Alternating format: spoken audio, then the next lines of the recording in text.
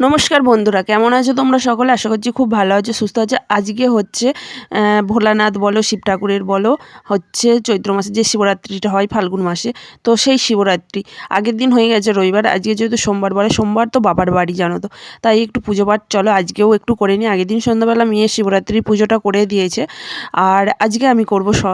মেয়েও জল ঢালবে, কিন্তু আমিও একটু পুজোটা করব।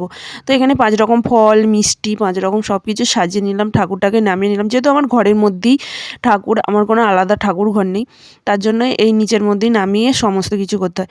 তো প্রথমে ঘি মধু ভালো করে মাখিয়ে নিলাম, মাখিয়ে টিয়ে পরিষ্কার করে নিলাম। তারপরে দুধ দিলাম, আর একটা পঞ্চামৃতও বানালাম। পঞ্চামৃতর মধ্যে কী কী ছিল জানো? হচ্ছে ঘি ছিল, মধু ছিল, তারপরে তোমার হচ্ছে চিনি, দই, আর হচ্ছে দুধ।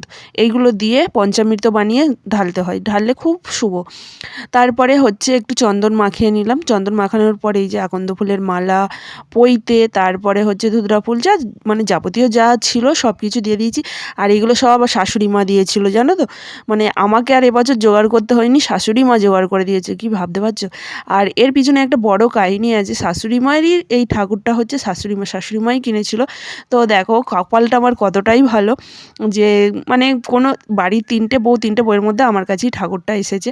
এটাকে আমি ভাগ্যবতী মনে করি, কারণ আমার শাশুড়ি মার তখন রাখার জায়গা ছিল না, ঘরে কোথায় রাখবে না রাখবে। এই সিংহাসনটা দেখতে পাচ্ছ, সিংহাসনটাও আমার কপালে এসেছে, সিংহাসনটাও শাশুড়ি মা আমাকে দিয়েছে। তো যাই হোক, পুজো পাঠ করার পর এই যে খাবার দাবার নিয়ে বসে পড়েছি। আজকে করেছিলাম গোল গোল চাকা চাকা বেগুনি, পাঁপড় ভাজা, আগের দিনে নিরামিষ শাকের তরকারি ছিল, আর করেছিলাম পনির মটরশুঁটি আলু দিয়ে একটা তরকারি করেছিলাম। বেশ দারুণ হয়েছিল খেতে। এর ভয়েসগুলো দেওয়া ছিল, অনেকটা বড় হয়ে যাবে বলে ভিডিওটা আর আমি দিইনি গো। তারপরে এই যে লুচি মেয়ে বেলে দিচ্ছে আর আমি ভেজে নিচ্ছি।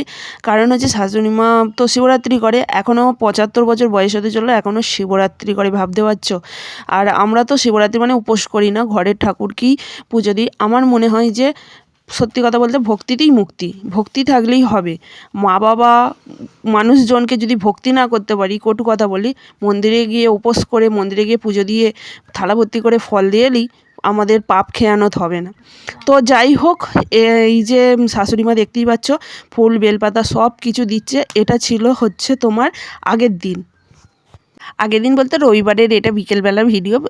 খাবার দিতে গিয়েছিলাম, তখন এগুলো দিয়েছিল শাশুড়ি মার জন্য, আলু ভাজা, লুচি, আর তোমার মিষ্টি গিয়ে দিয়ে এসেছিলাম। তো কেমন লাগলো অবশ্যই কিন্তু ভিডিওটি কমেন্টস করে জানিও। ভালো লাগলে অবশ্যই চ্যানেলটিকে ফলো করে দিও, আর ইউটিউব থেকে দেখে থাকলে অবশ্যই কিন্তু সাবস্ক্রাইব করে দিও। আর এখানে বিড়ালটা এত উৎপাত করছে, আর আমার মেয়েকে বললাম যা একটা লুচি দিয়ে আয়, আবার লুচি দিয়ে এলো।